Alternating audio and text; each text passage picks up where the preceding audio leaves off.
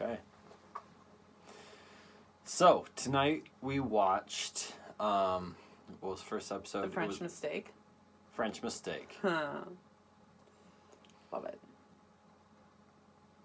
Last night was Lazarus Rising? Okay. And the most current episode. Right. Right. So, yeah, we watched French Mistake and fan fiction. Both extremely, probably the two most meta episodes in the show. Yeah. With the possible exception of the introduction of Chuck, which the name of that I can't remember right now. The monster at the end of this book. Monster at the end of this book. And then the one that had the supernatural con. Yeah. I mean, yeah, that one for sure. But as far as the most meta, French Mistake is probably number one. Oh, yeah. Monster in this book might be number two. But fan fiction is probably number three. So, let's start with French Mistake. So, the Angel Balthazar busts in on Sam and Dean at Bobby's house. Bobby's out for a supply run. Right? In a Because they're nasty storm. They're out of booze. It's a problem. Real problem. And he busts in, starts looking for ingredients for a spell. Gets everything he needs, including a relic of a saint, which I thought was real interesting. Bone of a lesser saint. How can there be a lesser saint? There's no such thing as a lesser saint. I'm not sure what lesser saint means. Unless it's like, someone who's, like blessed whatever, who hasn't attained the... Sure, it could be somebody Churches. who's, what's the word? beatified, but not named as a saint by the Catholic Church. Beatified is one of the levels. There's, I can't remember what it is, but it's somebody who can be revered but isn't yet a saint. Venerable? Venerable. Thank you so much. That's what it was. That's what I was looking for. Venerable. It could be that, or it could even be like a relic of the unnamed martyrs, or something like that. But Good writing. yeah, solid. It's not strictly a theological thing, but I can see where it would fit in. So, relic of a lesser saint, blood of a lamb, and it's hilarious the way they work in that Bobby just has all these things on hand, just in the Salt, fridge. but like salt from... It was Dead Sea salt. Yeah. Yeah. Because who has that? Bobby Singer. Oh, okay. Sorry, I was like cut off and it was bothering me. We've got a real bright light going on now. We had to replace the light bulb in the shed, and apparently we replaced mood lighting with corporate office lighting. Thank you. It's some eco shit that we had lying around. Well, at any rate. So, back to French Mistake. So, Balthazar does this spell. Like, force pushes Sam and Dean through the window. And they get through the window, and they're... Suddenly. in an alternate reality. Basically our reality. Yes. Except for... there is no... heaven or hell. Which, let's face it, the way society is...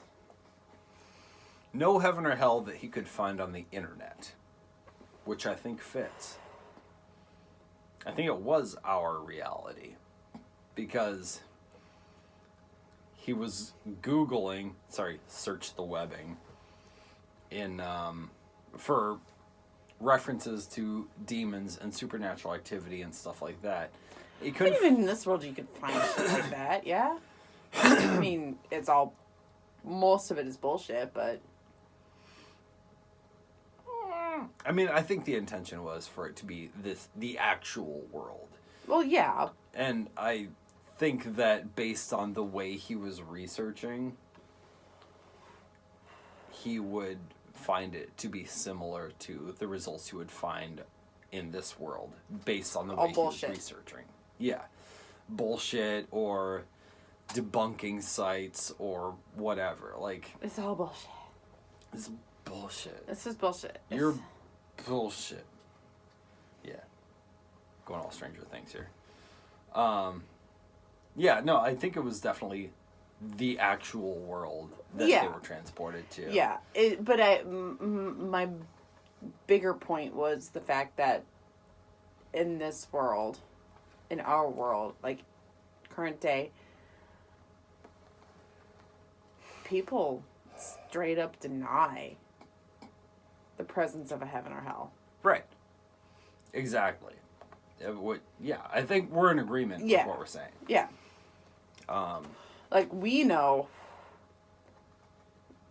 that there is a heaven and hell. Right. And we know that prayer doesn't work in the real world the way it does in the show.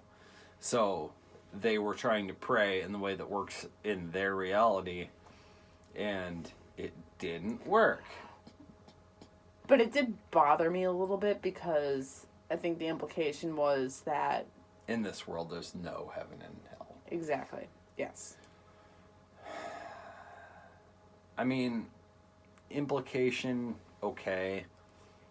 But you would have to accept Sam and Dean as reliable narrators, which we know they aren't. Right. It's all from the perspective of Sam and Dean and their relationship and their perception of the world. So Dean said, "So what? In this world, there's no heaven and hell?" And Sam said, which I think would be reasonable if Sam and Dean were transported into our world based on their experiences and their tests and their interactions and the way they would attempt to interact with the supernatural in our world. So I think it worked. There may have been an implication. I'm not going to really fault them for that. Because... fair. That's fair. Okay. So, continue. Yeah. So they get transported, and they are actors in a show. Jensen Ackles and Jared Padalecki. You're Polish? What, you're Polish now? And this show is just... this episode is so amazing because they poke fun at all that. They had the actress who played Ruby ended up marrying Jared Padalecki. In real life. In real life. Like, they're for reals married. And it was just so delightful to watch their interactions. The level of detail that they put into the fourth wall breaking meta jokes is just outstanding. The director is actually named Bobby Singer. Yeah, and we've always been like, Robert Singer, really? Right, because... And then Bobby they even Singer. Said that, like, your name is Bob Singer. You named a character after the director of the show? That's pretty douchey. Like, all of the references, they run into the actor that plays Castiel. Misha Collins. And they think it's Cass, because why wouldn't they? And they start talking to him, and he's going, "Yes, do you have the key?" And he's, like, playing the way Cass would play, and then he suddenly goes, "Okay, sorry, what line are you guys on?" And they realize he's an actor. Like, everything is just so... I've never seen a meta reference that in-depth and well done and just hilarious as that episode. Yeah. Never. And Jensen Ackles and Jared Padalecki trying to act like they're not actors. Yeah. Was so funny. You have Dean. the key and the lock. Dean trying to act like Dean with his shoulders up and just delivering facial expressions and not giving a line.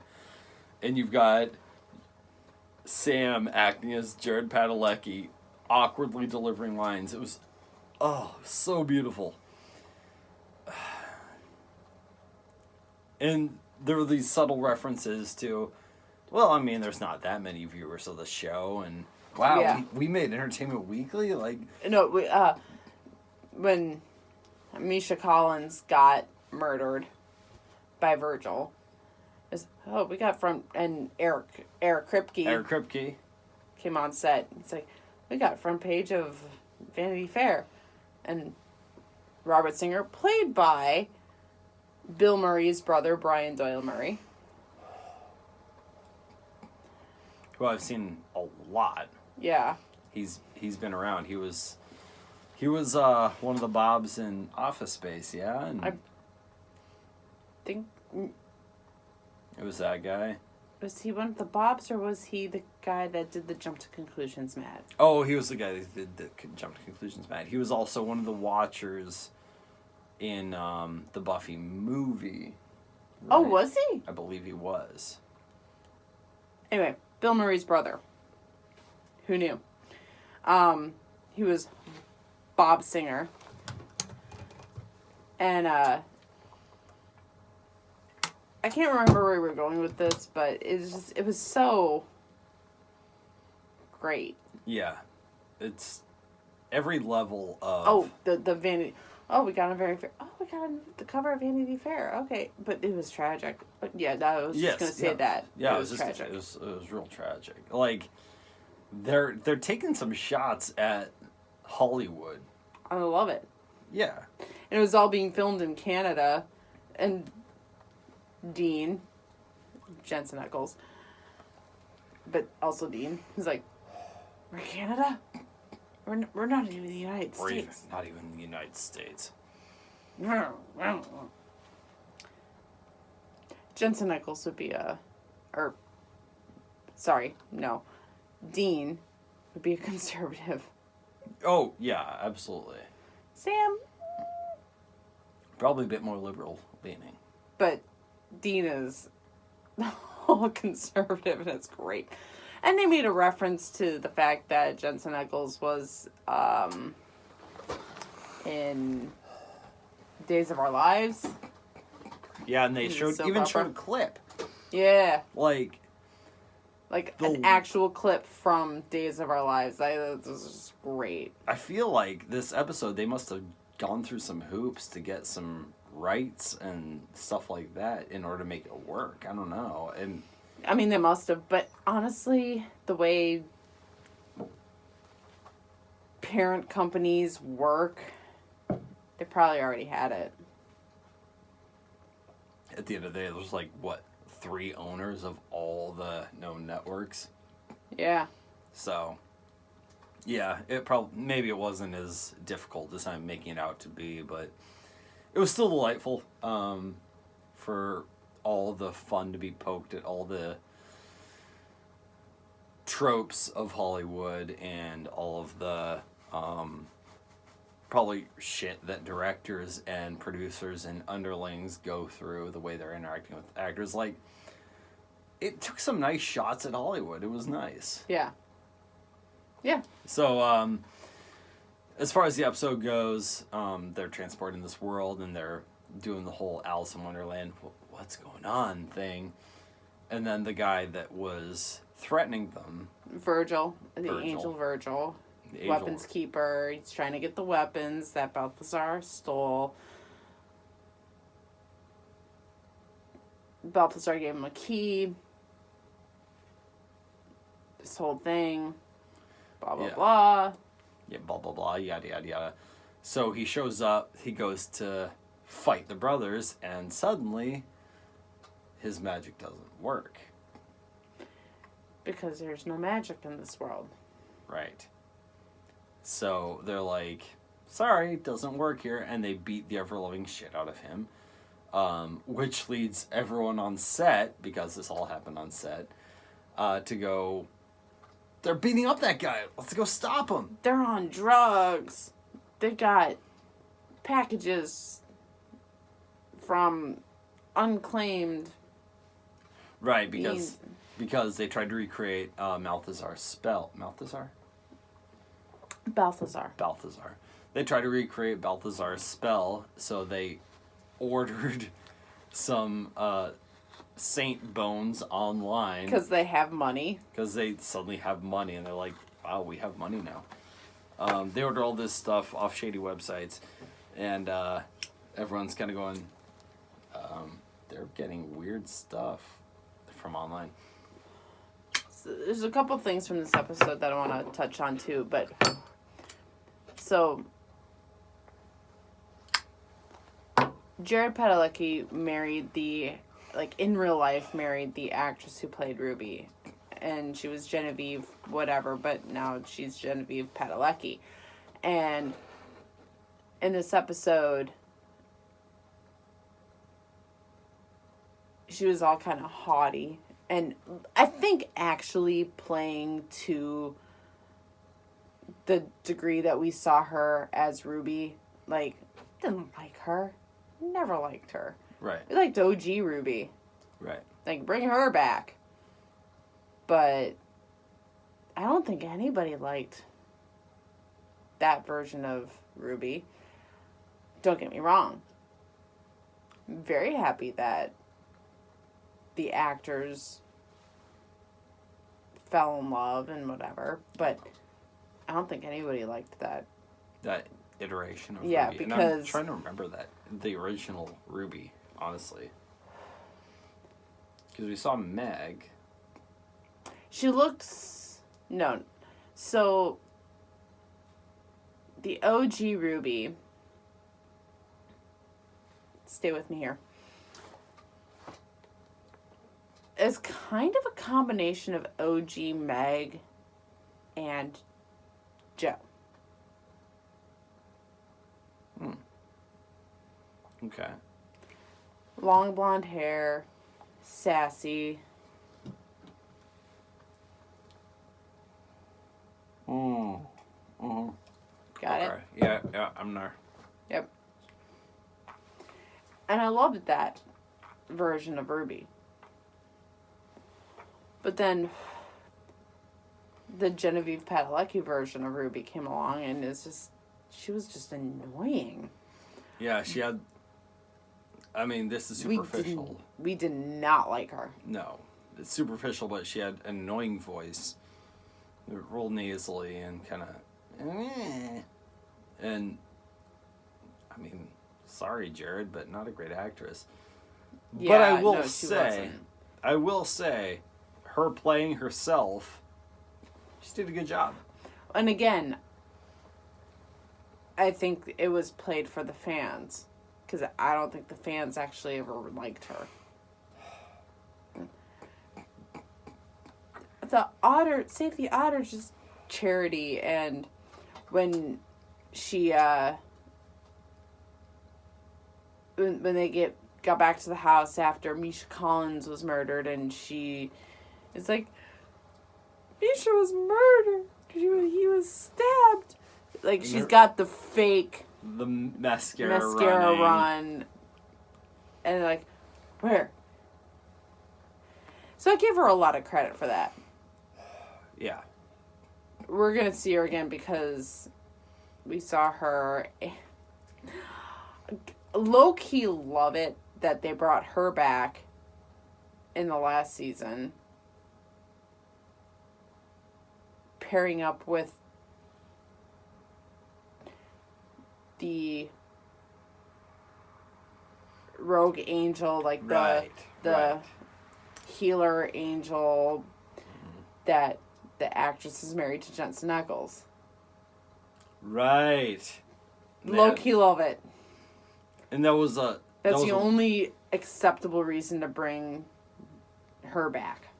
Very subtle meta thing. Yeah. So anyway. And that was the last episode that we had watched before COVID shut everything down. Sure. Alright, so moving on. They,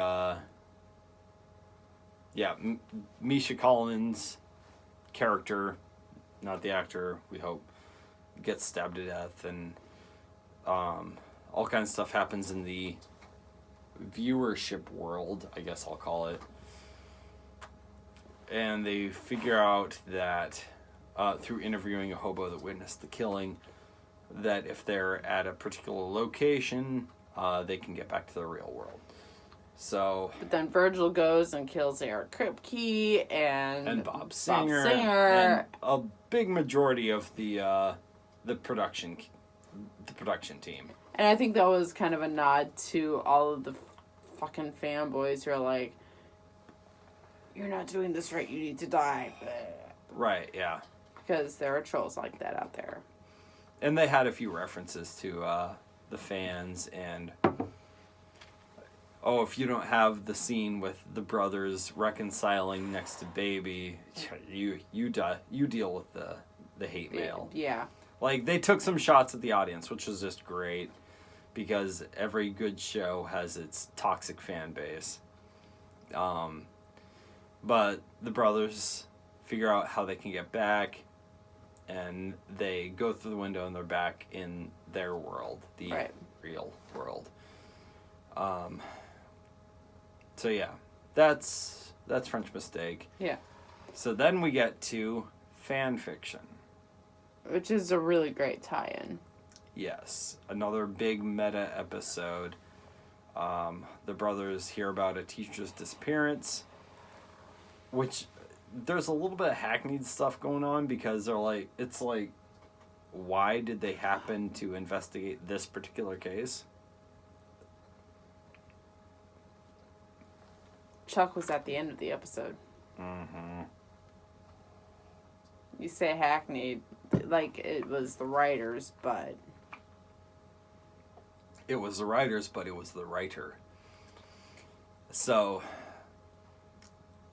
a teacher disappears while directing a school play.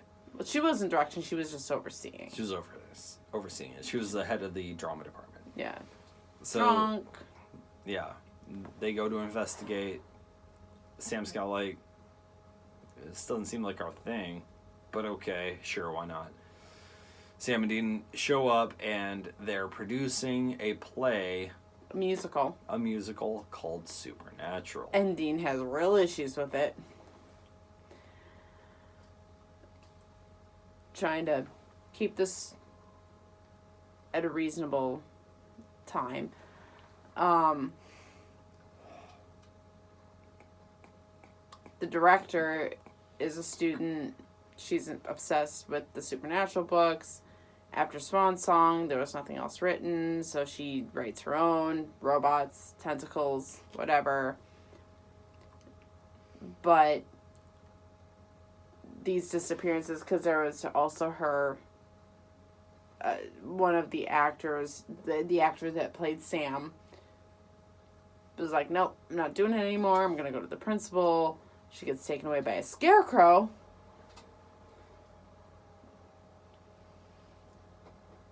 Which was based on the scarecrow from the episode from season 1. Yeah, but the actual prop in the play was, like, not even close to that. It was like a straw Super head cheap. with button eyes, and I'm trying to keep this short.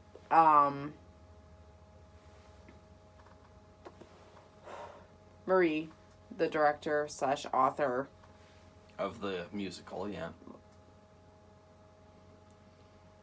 admitted to taking creative liberties.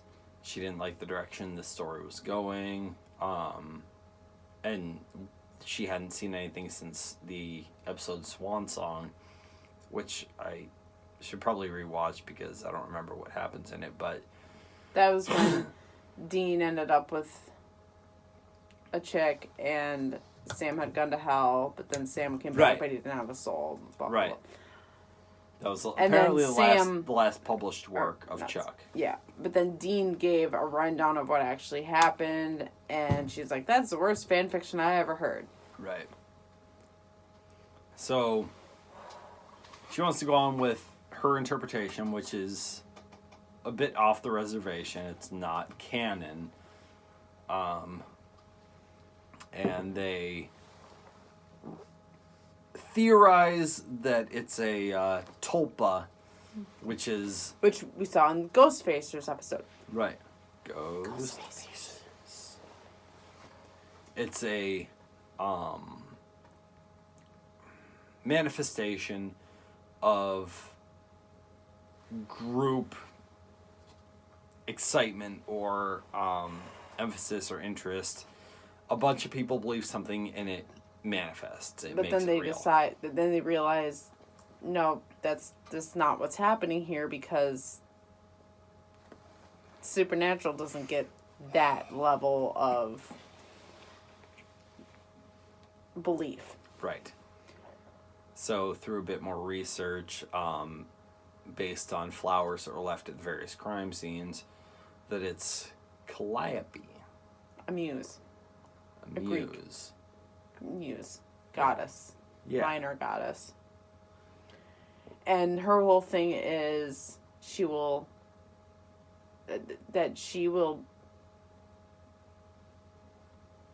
ensure that the show goes on, that the author's vision is realized, and then she eats the author.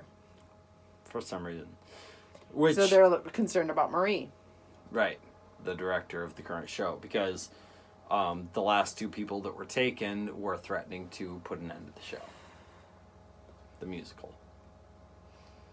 Which ended up being great. When I heard that they had a musical episode of Supernatural, I was like, really? But they did it so well. Well, because nobody wanted to see Jensen Ackles and Jared Padalecki singing. Exactly, and we didn't have to see that. We didn't. It was great. So they decided to put on the show to weed out Calliope. Or Calliope. Calliope. As I read it in my youth. Sab. But Calliope sounds so much better.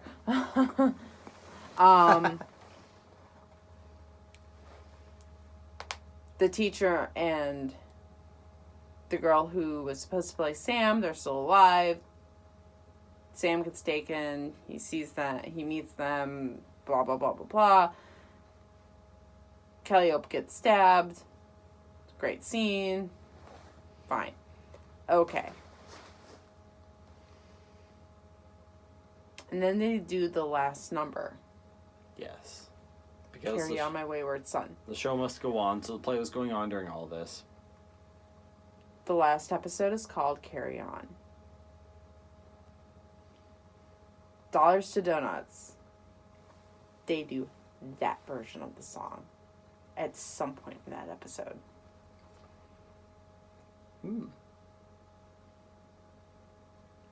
Interesting. I like it. It was the 200th episode, so it carries some weight. And they start singing it, and I legit got chills, and it was in that moment that I'm like, they are going to incorporate Carry On My Wayward Son in the last episode. They have to. It's established. If they don't, I give up on life. Right? Well, okay. I mean, that's fair. Yeah. I'll miss you, but that's fair. No, I mean, the name of the episode is Carry On. So, there But it I'm is. like, watching fan fiction, I'm like, but they can't do the Kansas version. They have to do this version. They have to. Especially because who shows up at the very end of the episode? Chuck. And what did Marie say to her stage manager? What was it?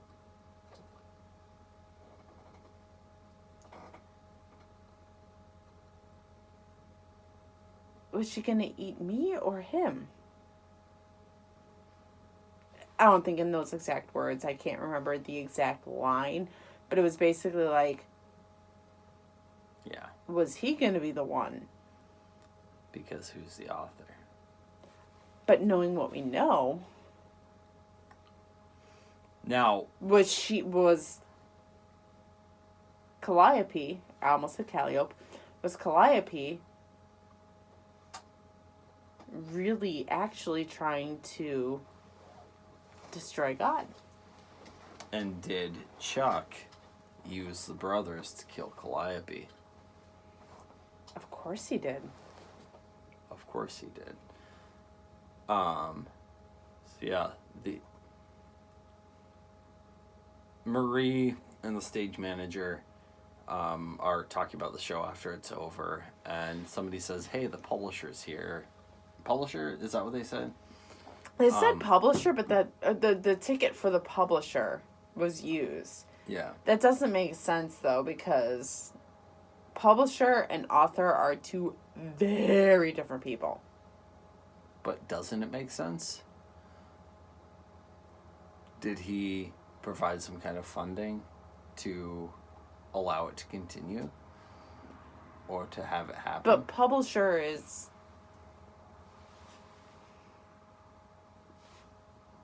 different. I don't even think a publisher has money for it.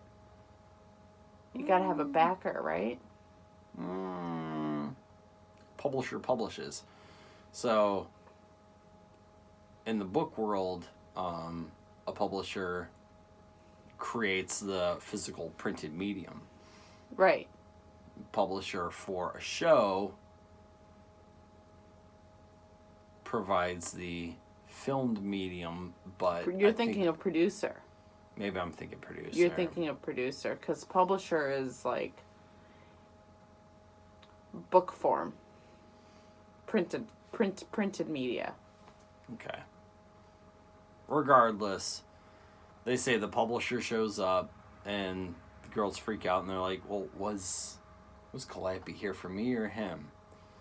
And it turns out to be Chuck. So that raises the question of, because Calliope eats the author, so was Calliope there for Marie, or was she there for Chuck? God. Who wrote the story? And if she was there for Chuck, did Chuck write that Sam and Dean killer to stop her? I'm on a hamster wheel. Hamster wheel. Oh, man. So much good stuff there to dive into. I love it. I don't have an answer, obviously.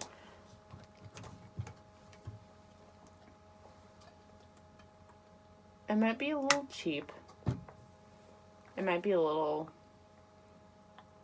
Even though I never actually saw the movie all the way through, it might be a little... The Princess and the Frog, where, Dr. Facilier gets dragged down.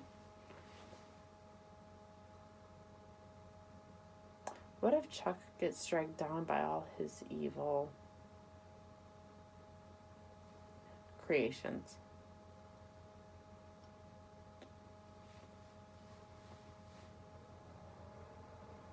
Try like Lucifer, Crowley. Not even that. Like, the Scarecrow and Calliope and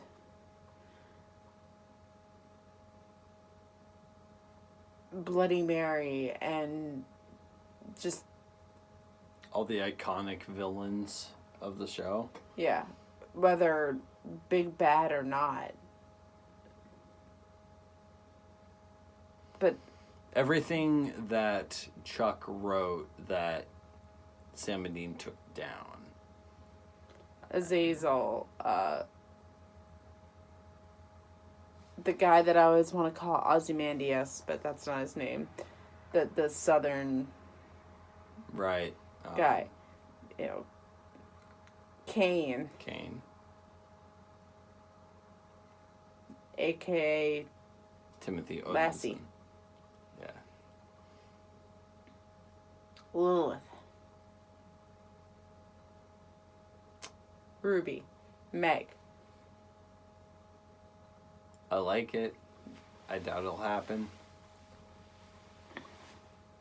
That would be interesting. Have Chuck dragged down into his own creation of hell. It would be interesting. And Rowena is there. Right. Rowena is there. Oh, we gotta see Rowena again. Love Rowena. I don't see it happening, honestly, at all. But I would enjoy it. I don't know how they're gonna end it. I really don't. I'm still... I still think, like I said last night, I still think that Dean is going to become deaf.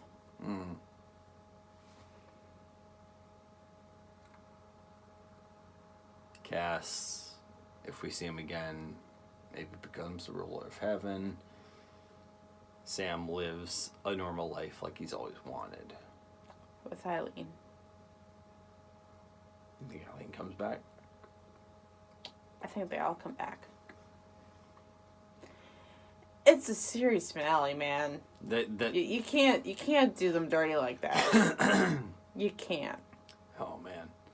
I know this show plays with your emotions, but no, I don't think we've seen the last of Eileen.